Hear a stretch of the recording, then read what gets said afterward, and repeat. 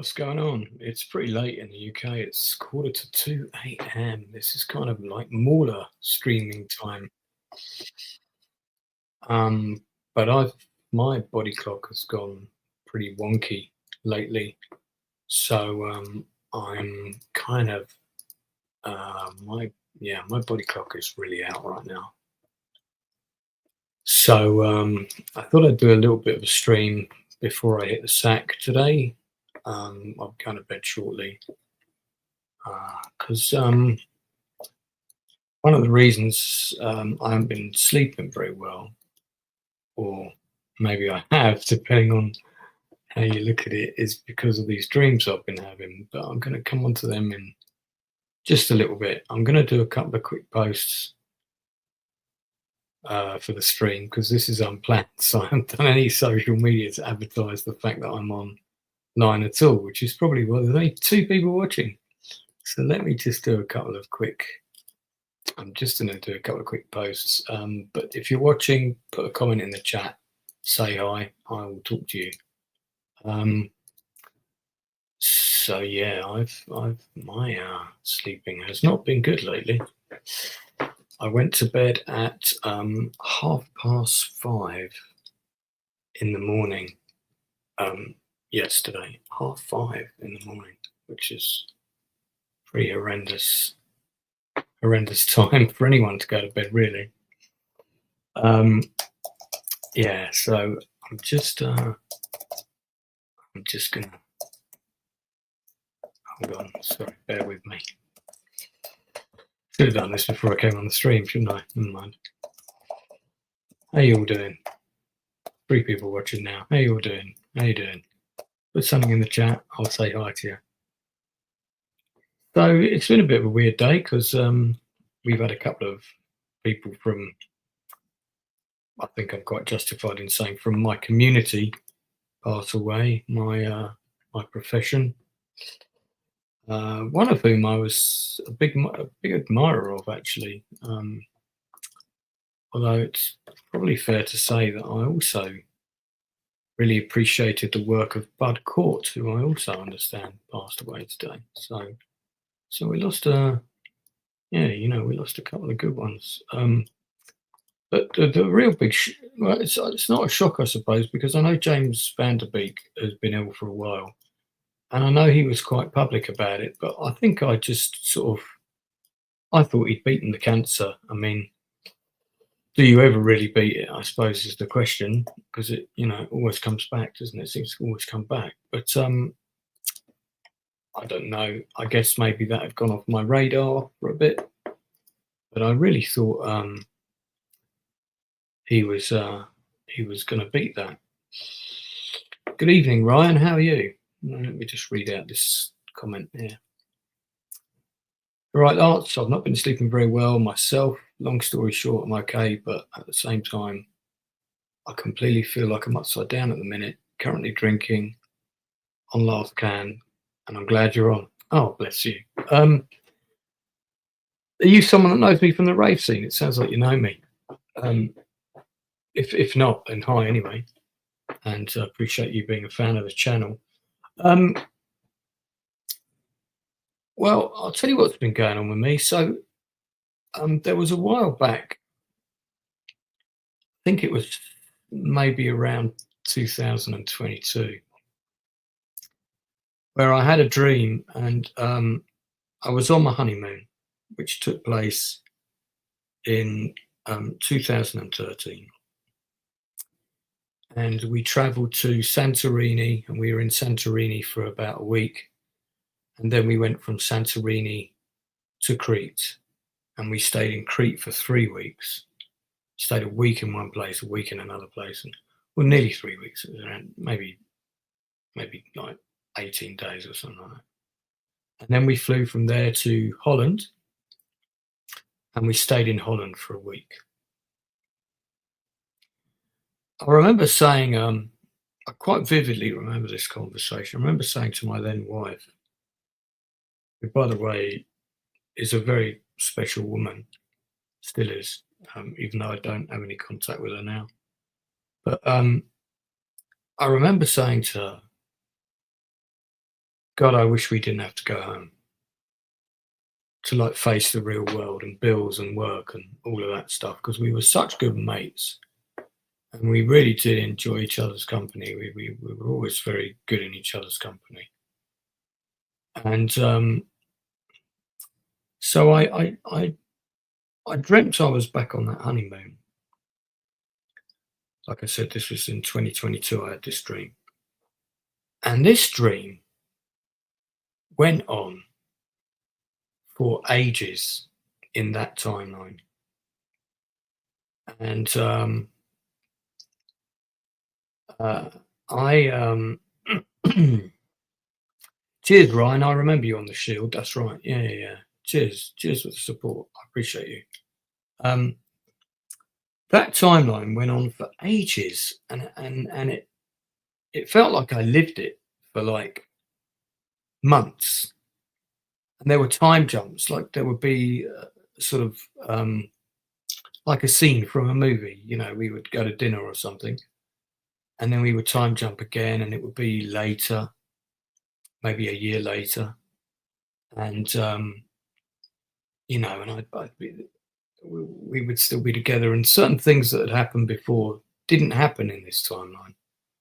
There were certain people that we met that derailed our life. We didn't meet those people. I remember there's that episode of Star Trek where they talk about parallel universes and infinite timelines, right? Parallel universes and infinite timelines. And there's a theory by many people that there's any number of multiple timelines out there at any one time. And so while I'm talking to you now, there's an infinite number of other Lance Nielsens in other parallel universes to this one, also having their lives, and some of them might only deviate from this life by a fraction, and some of them might deviate greatly. And one of my friends who's very spiritual said, "Oh, this is a strange time. The end of 2025 was strange for a lot of people because it was something to do with the moon and seismic shift in the distance from the moon to the sun." Or I don't understand all that stuff, but she said that it actually was a scientific thing, that our bodies would feel slightly out of whack because of a change in something to do with the sun and the moon and all that stuff. And this would naturally make us feel slightly out of whack. And that's why 2025 was a bad year for a lot of people. And me and her laughed because we were so used to really bad things happening that the bad things that happened to us in 2025 felt really minor for us. Whereas for other people, they probably would have been sort of major catastrophes, whereas we were used to dealing with much bigger catastrophes. So we were sort of, me and Sam, great friend of mine, she's in the Rave book if you've read it. We kind of laughed all that off. And I had this conversation with her actually just today, funnily enough. And I talked about this, and that's when she told me all this stuff. And I said, well, I said, that's kind of mad, because I said, I've had these dreams a few times now. So 2022 was the first big one, but I've had about 3 in 2026 already. And they seem to be getting longer and longer. And they're flashing back to different points in this other timeline where I'm still with my ex-wife and we're still doing things. We're going on holiday and we're sort of enjoying a life together. And I'm wondering if I'm going to jump back at some point and there's going to be children in this life. Maybe I'm going to have a kid or something, which is one of my biggest regrets. It's too late for me to do that now. At the age I mean, not scientifically, but the age I'm at, with where I'm at with loads of things and financially and all of that stuff, it's far too late for me to get on that wagon now. But if I become a millionaire, I'll buy an orphanage of them and I'll look after all of them. But I think that, you know, you can look at this a couple of ways. One, you can say there are infinite timelines out there, and maybe as Wormy Spoons has said, who is a master of all things science, um, the um, the mind does strange things, plays strange tricks on us, And of course, the brain is a very powerful organ. It's capable of achieving amazing things, and also it's capable of an incredible imagination. So that's one possibility. Another possibility is this: it might be possible to remote view or somehow remote drift into an alternative timeline when you're asleep. And I'm leaning towards that theory, and I'll tell you why. Because most dreams, you kind of wake up and, oh, it was a dream, and then you can't remember much about it unless you write it down straight away. Oh, I just had a dream. I had a nightmare. And trust me, I still have plenty of them. But no, this is different. I will wake up, except that it will take me ages to wake up, because my mind still believes I'm in the other timeline, because the images and experiences are so visceral emotionally that my brain doesn't understand that I'm not in that timeline, and it's a really weird experience. It's not a bad experience. In fact, sometimes it's been quite nice, and I feel like my body, or my brain at least, is trying to access that timeline somehow, probably because of all the anxiety and everything that followed, and the PTSD and the stuff that's happened in the timeline I'm in, the one I'm living. I don't know what it is, but I feel like that those infinite timelines are out there, and I feel like I keep traveling through like this Narnia-like wardrobe into one of them, and then I stay in it for a bit, and the period that I'm staying into it seems to be getting longer and longer when I go there. It's not like the dream is short. The dream is long. It's very vivid. I can recall lots of detail, lots of things, people, conversations. And, it's getting quite strange.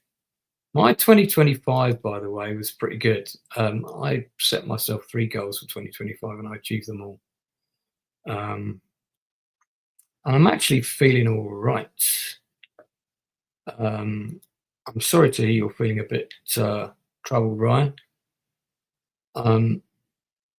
What I can say to you is, whatever you're dealing with, break it down into manageable things. So, for example, if you're dealing with money issues, which most of us are, right, cut down on any expenditures that you don't need, pay off what debts you can as quick as you can, and then focus on doing one thing every day that makes you happy. Now, that might be a small thing, but make sure you can achieve that thing. That's what I mean by breaking life down into manageable things. So it might be that one of your goals is to go to the supermarket, right? But you're struggling with anxiety and depression, and so you don't leave the house very often. So for someone who's struggling with those issues, achieving the goal of going to the supermarket is actually a massive thing. I do a big I do a supermarket shop every week. But okay, I'll give you another example. So I was feeling very demotivated last week, and I've got a freelance job on at the minute to help someone write a book. And I'm making sure I'm doing at least 3 writing blocks on that book a week. So that's 3 blocks of 4 hours. So that's 12 hours a week at least. That's the minimum I'm doing. I did an 8-hour block the other day, did 2 8-hour blocks, one on the weekend and one on Monday. But when I was feeling really demotivated, I didn't want to do those writing sessions. But of course, I do want to work on the project, and I do want to achieve my minimum goal for every week. So I forced myself to get up, and I forced myself to write. And I didn't allow myself to play any video games until I'd done that 4-hour commitment. And then because I got into that commitment, then I actually did 2 blocks of 4, so I did 8. And one way of motivating yourself to work, if you work for yourself, is if you can't do a new piece of work, check the old stuff over. And if you're a writer, that's something you can always do. You can go over and look at what you did last week, and you can read it over. And then if just proofing it again is the only thing you do that day, okay, but you still achieved something. You've still done something. So, yeah, James Van Der Beek made a video about, he became quite spiritual, I think it's fair to say, in the last years of his life. And I'm quite a spiritual person. I believe that there are things that I don't understand. There are forces. There are forces around me that I don't understand. I do know that I have people up there looking out for me. I can feel it, I can feel them giving me a tap on the shoulder sometimes, stopping me from doing either something stupid or just, just kind of guiding me in unseen ways. And I think they protect me sometimes. I also think sometimes that one of the reasons that I haven't made it is not through lack of hard work or anything like that. And it's a bun fight in this business. You can work as hard as you want. You're never guaranteed success. A lot of it is about luck and timing. Well,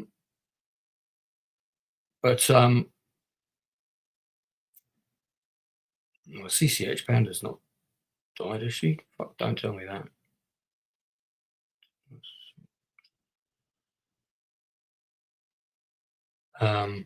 No, I don't think she has. I'm just going to. Sorry, something just came up on my timeline. Which, made me go, what?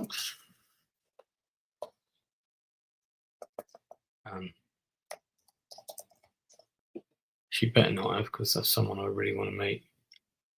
Oh no, okay, it's an appreciation post. Good. Because we love CCH Pounder. Definitely my favourite character in The Shield, I think. Yeah. So anyway, let us continue on the topic in hand. And I'm still following her on Twitter, but she's not been on since 2023, so that's a shame. So I think once you accept that there are things around you that you can't fully comprehend or understand or control, that gives you a certain freedom that helps you out a little bit with dealing with things. I've managed to compartmentalize a lot of stuff so that it's manageable for me. And you're welcome, Darth. I won't be on too long though, because I am absolutely fucked. But yeah, no worries. You're welcome, man. But it's a really bizarre thing to go back to a point in life and then live the life that you thought you were going to have through a series of vignettes that time jump. And now what seems to be happening is that when I jump back into this timeline, when I go to sleep, it's not happening every night, by the way. Sometimes I wish I could control it, but I can't. It just sort of happens, or it doesn't happen. But when it does happen, I seem to go back into the timeline, and then I'm awake in that timeline, and then I think this reality is a dream. It's a bit like that line in Avatar, the first Avatar movie, where he's going into the link up every day, and he's saying, when he comes out, he's saying it's like out here is back there's the real world, and out here's the fake one. So the last couple of times I've been in that timeline, one was 2 nights ago, and the other one was maybe about a week before that. I'm in that timeline, and that timeline is so real. It's so realistic. I can smell things, I can touch things, I can go on the bus, I can go around London, I can, it's like I'm in a 3D like computer game of Lance life, but I can make different choices from before, right? And because I'm in that timeline, I have all the hindsight that I didn't have in this life. And then what's been happening is when I've been waking up, I've been so disorientated that I for the first like 10 minutes, I'm really confused. I'm like, where the fuck am I? What's this? And then suddenly it all comes flooding back to you. It's like this massive rush, like someone's just injected you with a bad drug. And it all comes rushing back. Like the reality that you've had, the bad things that happened, the divorce, you know, the conversations with your ex-partner you wish you'd had, the stuff. I found a letter. I'm not going to put it on camera, but it's in the drawer behind me. Yeah. And I forgot that I kept this letter, you know. And I forgot I still had it. And it's a handwritten letter from my ex-partner, and she wrote it in, I think it was at the end of 2017, and it said, you know, this has been the toughest year for us yet. And she said many things in it, in the letter. And one of the things she said was, I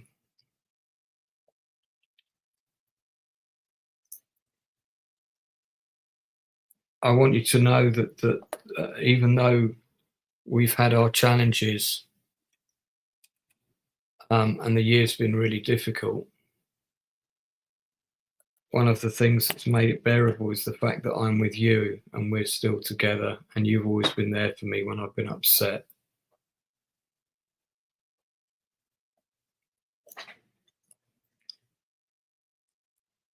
I forgot she wrote that to me. It's about 4 sides, handwritten. And there's several other things in it that are quite deep. And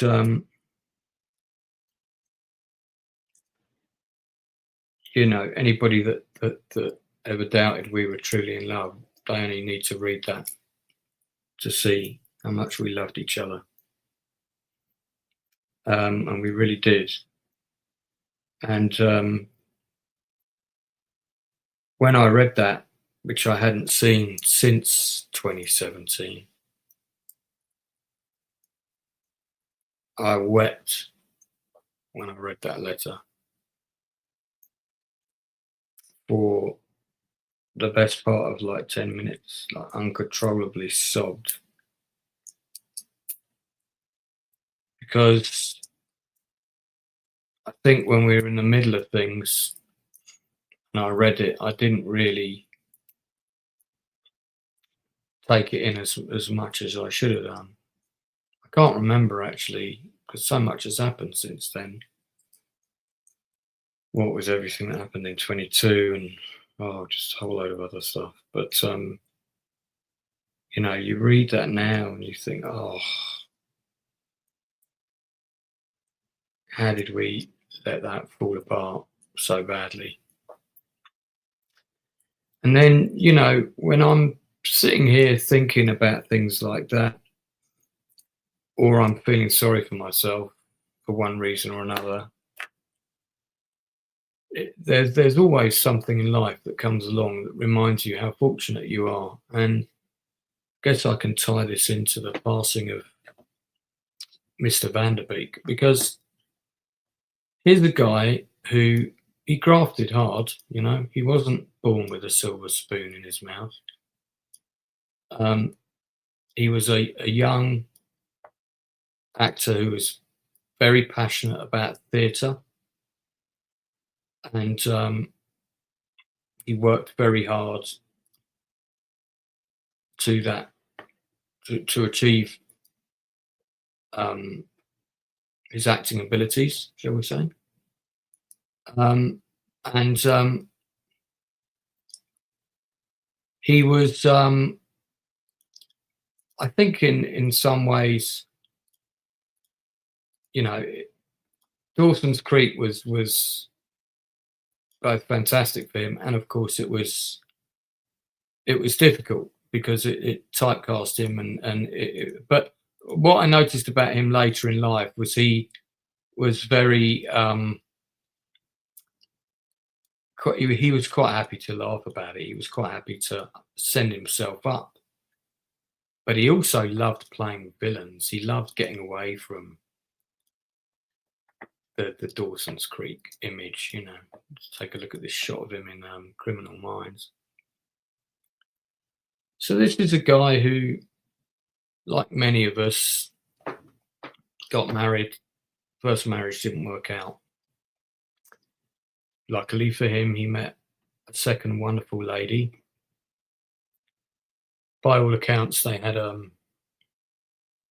very, a pretty happy, pretty solid marriage. The second one, I think maybe he learned things, as you do, as you grow, as you get older, and clearly he was determined to make a go of it. And he had 6 kids, 6 children, and I've seen a few videos of him with his kids and his wife, and oh, what a family! What a family! I mean, his kids are just gorgeous, absolutely gorgeous family, gorgeous kids. Him and his wife look very much in love. I read an interesting story about, with the pandemic. When the pandemic hit, he bought like a ranch in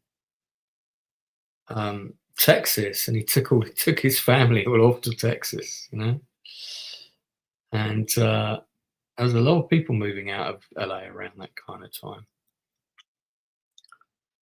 But you could see, that his life was in a good place, and then when he announced the stage 3 cancer, of course, he battled it. It was quite a public battle. Things seemed to be on track. He seemed to be looking okay. And I always remember thinking, wow, most of us creators, whether we're musicians or, you're a musician, you'd love to get number 1, wouldn't you? You'd love to get radio play, do a concert live people one day. For an actor, you want to be in a feature film, you want to be in a TV show that runs for 6 seasons. Many people would say that's a pretty successful TV show. That's going to buy you a house. That's going to get you financial security, probably for the rest of your life.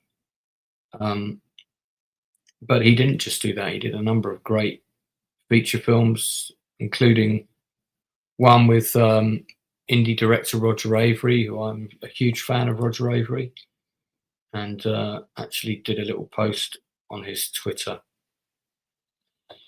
Yes, very late indeed. And yeah, so,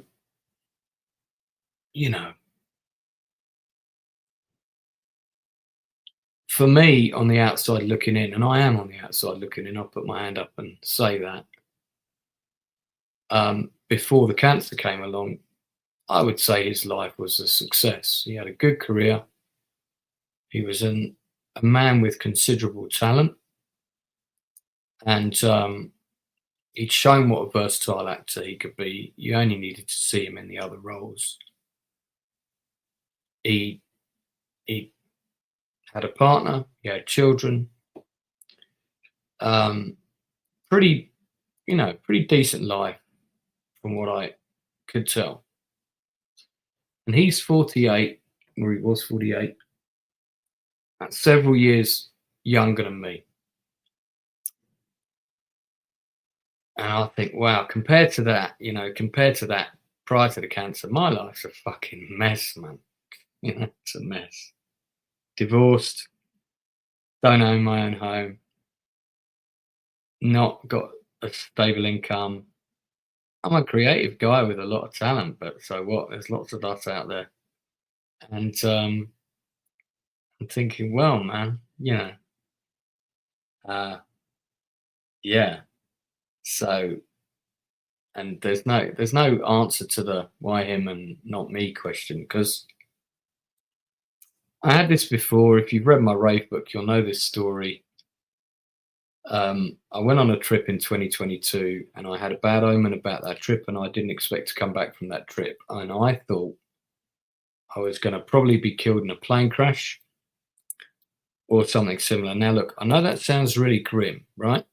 And I'm not some kind of sooth doomsayer or anything. I didn't want to book that trip. I had a bad feeling about it. As soon as I booked it, I had a bad feeling something was going to happen. Something bad was going to happen. And sure enough, not one, but two very bad things happened on that trip. And if you've read my blog, you'll know what happened. I'm not going to talk about it now. And if you've read Back to Raven at 50, you'll know what happened. And that trip fucking destroyed me. Completely destroyed me. Oh, when I came back, I was a shell of the person I was.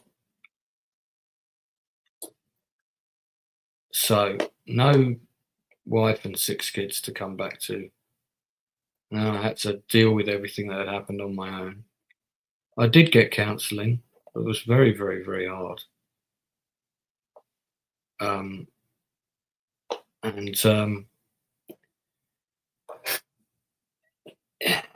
Life's not a competition or anything, but you sometimes you when you've been through certain things, you do think, oh, what am I still doing here? And that's a question I've asked myself many, many, many times. Right? But one of the things I realized fairly recently, especially over the last couple of years, because I know and I've met so many people. I've met so many people. I've got 3,500 friends on my Facebook, and I've met almost all of them.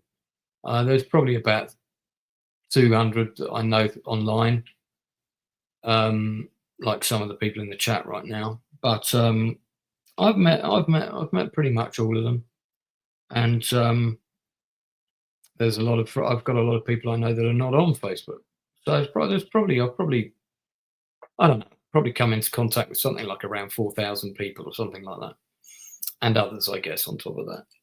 And then every so often somebody will come up to me and say, "Oh, do you remember? I used to come to your acting class," or "Hey, I came and saw that play of yours," or "Hey, do you remember that time you called me when I was feeling upset? I put a post on Facebook. I was upset, and you picked up the phone. You called me," which is something I've done a lot.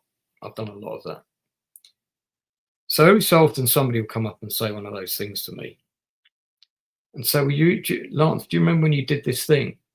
Oh, I didn't tell you at the time, but wow, that really helped. That really saved me. I've had a few people tell me I've done something at the right time that's stopped them from doing something stupid. Right? So then you kind of look back on your life and you think, okay. I wonder how many times my actions have influenced the life of somebody else. And when I think about it, because of the various plays I've done and the number of people I've done acting coaching with, and then I was also a counsellor for 10 years, and the number of people I counselled and sort of helped, and these are all, none of these jobs really make much money, but they're all things where you touch people emotionally. You meet people. You're in a position to make an impact, not a financial impact on people's lives, but you're in a position to impact their mental health in a positive way. So when I look back at that, I think actually I've probably impacted quite a lot of people, and I'm not trying to sound big-headed or anything. It's only when I was forced recently by somebody to ask myself this question. I was feeling quite low, And I was saying, oh, if my life's the same by the end of 2026, I don't know if I still want to be here. I actually did say that not that long ago. And oh, I've been to Blackpool. We'll come back. We'll come back to Blackpool in just a little minute. So I was saying this to that person, and they were like, "Oh, Lance, don't be saying that. Fucking my world would not be good without you in it." Or something. They said something like that, and I said, "Oh, what difference would it make if I was not here?"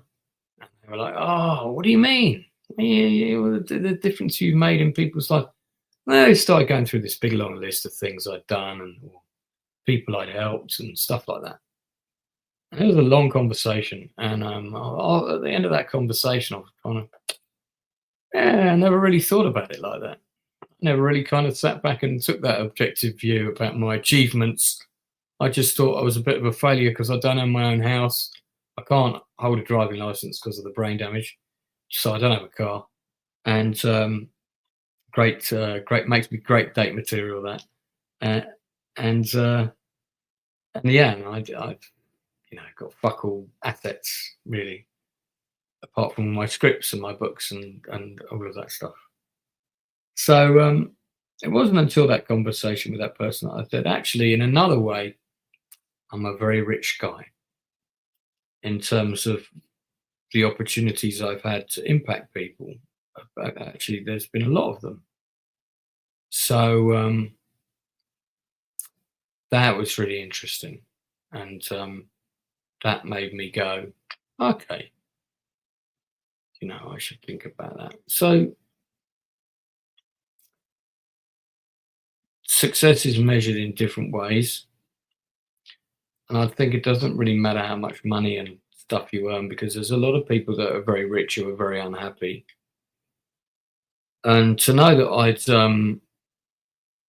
put joy in a lot of people's lives really made me feel good. I was out at a friend's birthday last Saturday, and these two girls were there, Lisa Bevan and another friend of hers. I forget her name now. And their eyes lit up when they saw me, and I was like, "Oh, how are you?" And I was like, "Yeah, I'm all right. I'm just, I'm not staying here long. I'm just going for a couple of hours because I'm out 4 Saturdays in a row. I'm going to 3 raves on Saturday." And they said, "Oh, it's so good to see you." And we always say, "Oh, when we see you at an event, we always feel good." And this is on the day rave scene in London. And I was like, "Really? Why's that?" And they said, "Well, you always look so happy when you're dancing, and like that's how I want to feel." So that reminds me that dancing can make people feel good. And I look at you and I know it's true. And I said, "Well, I do. I actually fucking love dancing." I said, "That's turned my whole life around. I don't think I'd still be here if I hadn't found the London day rave scene." And she said, "Well, yeah, no. So you like really put a smile on her face. We say it all the time, like, 'Oh, yeah, Lance, that guy always makes us smile.'" And I was like, "Oh, well, that's really nice, isn't it? That's a really nice." So you got to take these wins. They might not be like someone giving you £1 million or whatever, but that's a really nice, kind thing to not only say, but to know that you have that impact on someone. It's really nice. So, although I have had some difficult times lately, and I'm not sure this timeline thing is necessarily helping, and I think Anna missed all of that conversation at the beginning, so I'm going to have to explain it. And now I've got to read this. Oh, wait, I've got to put. Hold on. I've got to put my Mr. Magoo glasses on because I can't fucking read. Check these bad boys out. Look at these bad boys. Oh, so we're going to make that. It's been very kind to me. Oh, that's very kind. That's very kind. Thank you very much. I appreciate you. I appreciate you greatly, Anna. And well, of course, and you're also my cousin, so Adam Gray is in the house. I see you there. So what I was saying at the beginning of this stream for the people that are arriving now is I've been having very, very, very lucid dreams, and they're set in an alternative timeline to the one I'm actually living, which isn't that different, except that my ex-wife is still in that timeline, and we still have a life together. And the dreams are so vivid and they're so real that when I wake up from that timeline, I'm so disorientated because this world doesn't seem real, and there's a big adjustment that has to take place. And I've time jumped into this timeline about 5 times now. And the first time was 2022, and that first dream went on for months. It was like I was. Yeah, someone mentioned Inception earlier. I don't even remember the plot to Inception, man. So I've no idea if that's similar to Inception or not. All I remember about Inception is there's lots of buildings that turn upside down, and Tom Hardy was running through the snow and machine guns were firing at him, and it was kind of cool. And when I came out, I was like, what the fuck was that film about?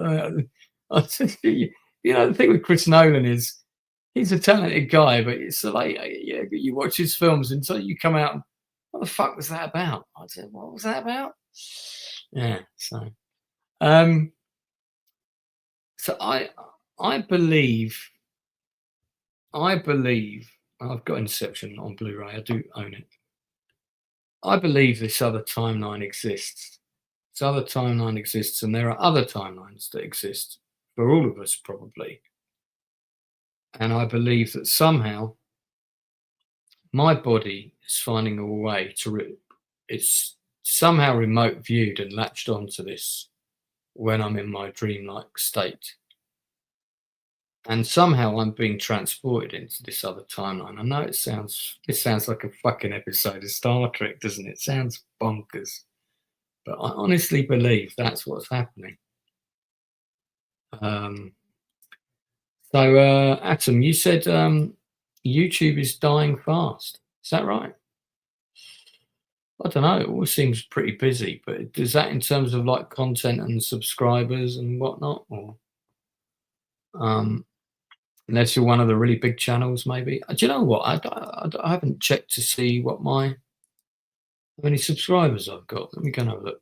I haven't checked for a couple of weeks. I am currently at 6,198. I've lost some because I was over 6,000. I was over 6,250. It says +7 in the last 28 days. Is that all? Oh dear. No problem. Well, that's a shame. But I've had a pretty good watch time though, and views and stuff like that. So, yeah. Oh well. Hey, maybe I'll be able to get up to 10,000 at some point. We'll see. YouTube is decimating small creators. It's not cost effective for them anymore.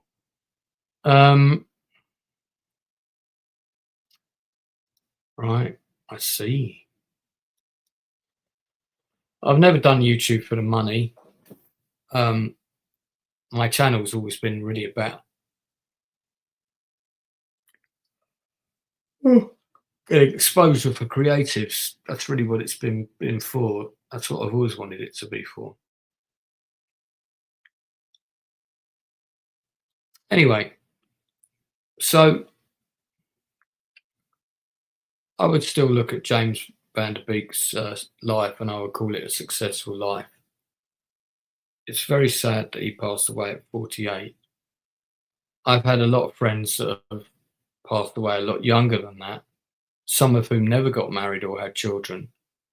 So the fact that he got married and had 6 kids is, thank you, Anne, appreciate you greatly, is, I think that's a success. And I think he was a terrific actor.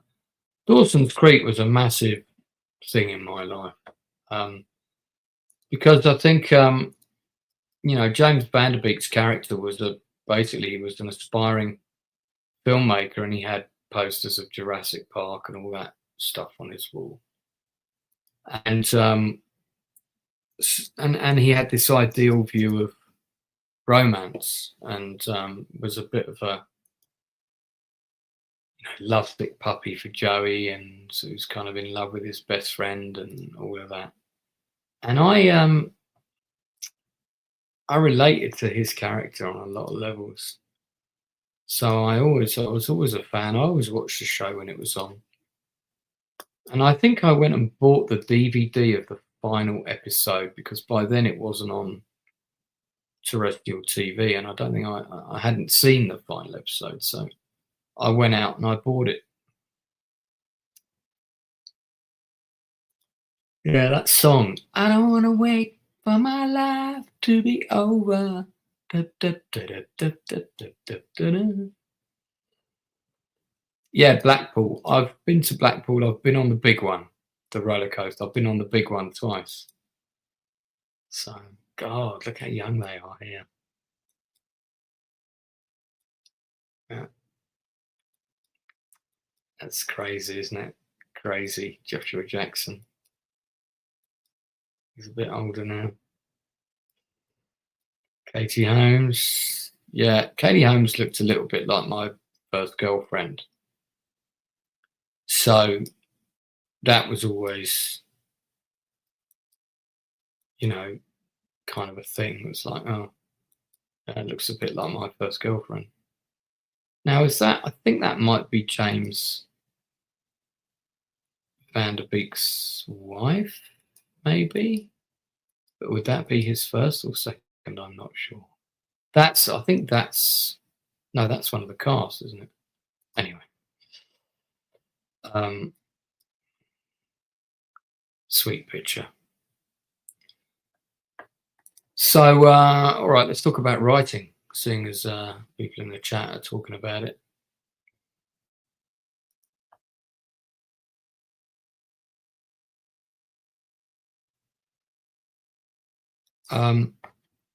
Somebody else asked me this question. No, that is not me. And that guy looks fucking nothing like me. Somebody else asked me that same question about that same guy when that episode aired. And somebody said, Lance is in Andor. And I'm like, I'm fucking not in Andor. That's another guy with a Quentin Tarantino chin. It's not me.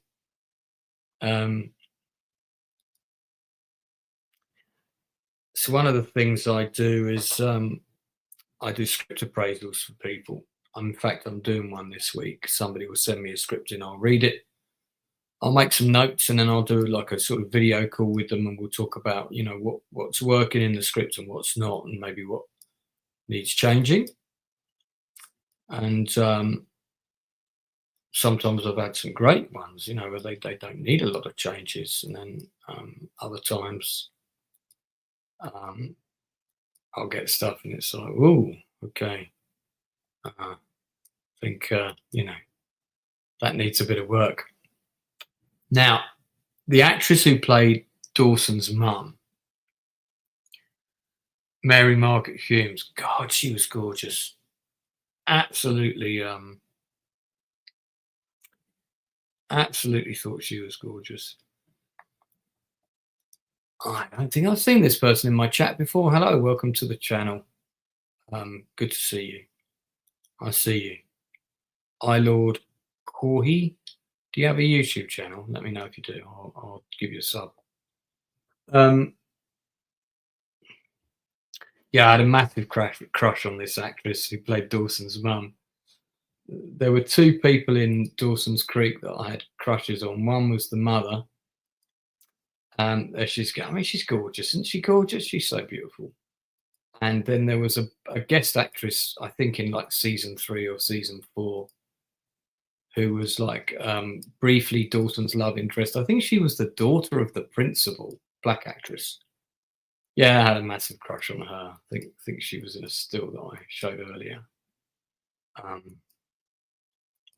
But a lot of people forget this ran for 6 seasons. It was Kevin Williamson who did the Scream franchise. And, and they shot it mostly on location. It was they brought all the industry out to the East Coast shot it in and around kind of Wilmington where it was set. You know, so that gave them a lot of these great locations and stuff. I really loved all this about the show, like where it was set. Felt like this really interesting place that I wish I'd grown up. I loved the grandmother; she was great, and the dad, the actor that played the dad, was very good as well. I mean, this was just a good show. It was just good fun.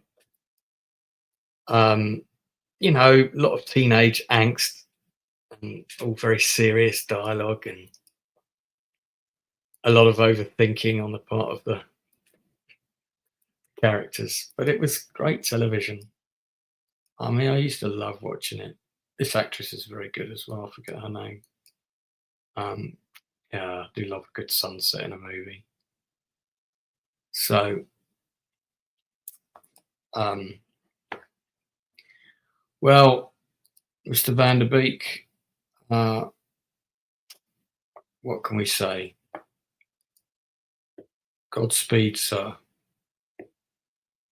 Tragic that you were taken from us so young, but my heart goes out to your family, your 6 children. I know there's a lot of love going their way right now, and you know,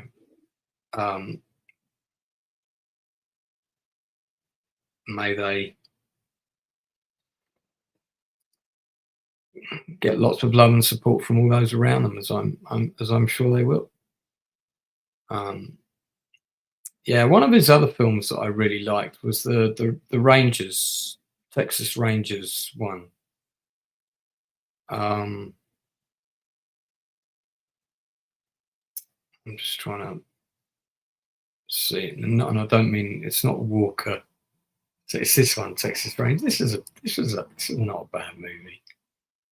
I quite like this film. It's him and Dylan McDermott. County Bullets. Let me have a look at what's going on in the chat here. It's 20-3, so I'm going to duck out pretty soon. So, you got anything else you want to talk about, guys? We'll do it in the next 10 minutes. What do I need to do a short filming for YouTube? Like, obviously, I need to write a story. I need more than one camera. Ask a friend to act. What's your advice? Well, you technically don't need more than one camera. I mean, you've got 2 phones. You've got 2 cameras. Don't forget that most phones have got the lenses and the capability of all the stuff they had to film The Godfather, and the rest is all post-production, you know. So, yeah, how much money would you have to invest? I mean, mate, that's a how long is a piece of string question. If you're going to shoot a movie, let's say that with 2 actors, you're going to direct it, you're going to need a first AD, a DOP, he's going to need an assistant, 1. This is the minimum crew, right? Absolute minimum crew. You'll need the sound recordist, makeup person, 1 person to do costume, props, and continuity, all of those things. Caterer, most important person, and you know, first AD, maybe a runner. You know, you're looking at a crew of about 8 people, right? So let's say that you're going to film it in 2 days. So straight away, you're looking at £200 because you're going to have to feed those people for 2 days. So you've already got that cost. Then you've got the transport costs because you've got to pay people transport. Then you've got to decide if you're going to pay people. And then if you are going to pay people, my recommendation is you pay everyone the same.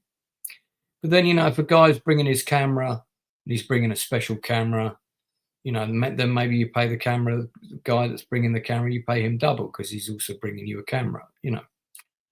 we're talking ultra low budget, micro budget film. This is a conversation about micro budget filmmaking. I'm not suggesting this is the way things should be done. It's just this is the way that things can be done if you have nothing. And you'll need some money for an edit.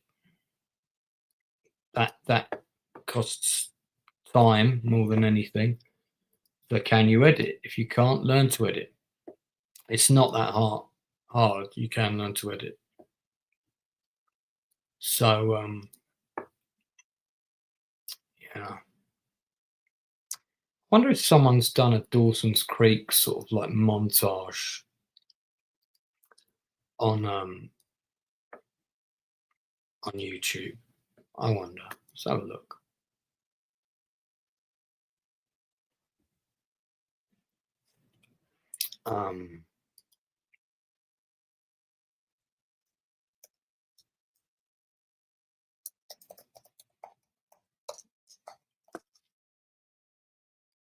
Sorry, I'm yawning a lot. Time for me to go to bed soon.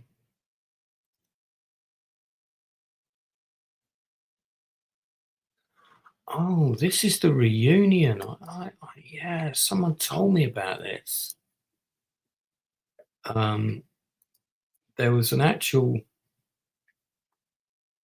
I've just found it.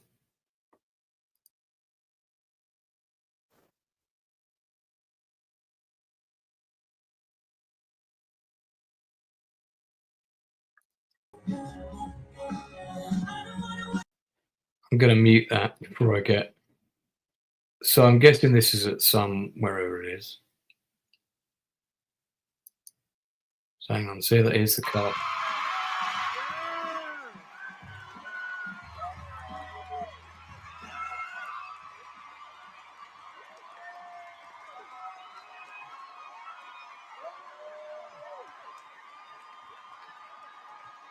I'm trying to work it. So that's Joshua Jackson. The blonde girl is, I forget her name. She played one of the other main characters. And then that's not Katie Holmes in the middle, is it? Is that Katie Holmes? I don't think it is.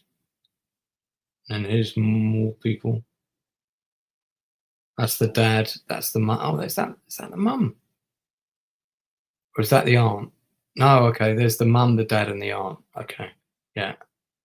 Or the grandmother character. Because I think I heard that James Van Der Beek turned up at this and he wasn't going to come because he was too ill. I think he managed to come, if I remember rightly. So, and it was a surprise. Okay, so that's him talking on a video. But I thought, didn't he actually? I thought he actually did turn up, but maybe I'm wrong about that. Maybe he was on the video. I mean, if he did muster the energy to come, I think that's just incredible, isn't it? That's Kevin Williamson, I think, in the middle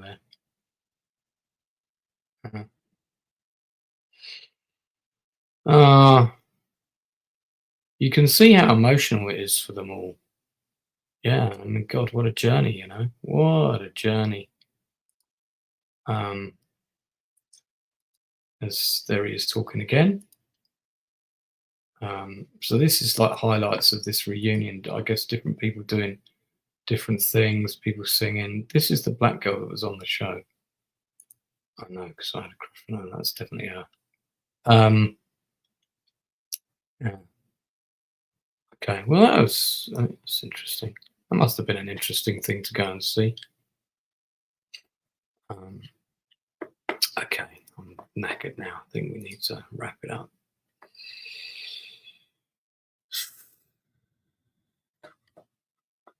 So,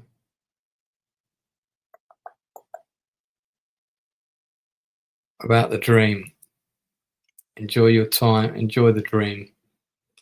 Enjoy the time and the memories. Moving on is hard. But time's a great healer. I think you're talking about it. Yeah, I mean, you know, I don't feel bad when I wake up from it. I think it's the disorientation that I find difficult because it's so visceral. But anyway, so that's what's been going on. So that's why my sleeping clock is a bit out of whack.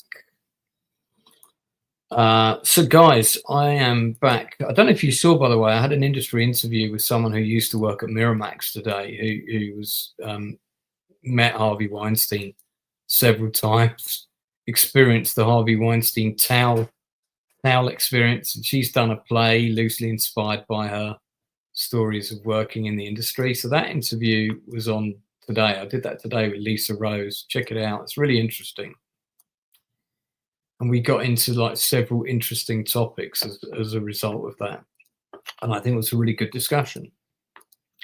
On Monday, I'm interviewing Carly Denham, who is a fantastic house music DJ. She's going to be on my channel at 8 o'clock. And she's a very popular and quite glamorous, I think. Look at those teeth. Fantastic teeth. Quite a glamorous DJ. And I'm going to be talking to her on Monday at 8 p.m. So that's it from me. I just wanted to come on and prattle on a little bit. Just because these dreams have been quite strange. They have been rather quite strong. So yeah, I was sort of not really quite sure what to make of it all, but I do believe that there are parallel lives that are running parallel to ours all the time, because it's a known scientific fact that there's infinite possibilities, infinite timelines. And I'm not going to go and watch Inception right now. And I do believe that I've time jumped into one of them and back again more than once.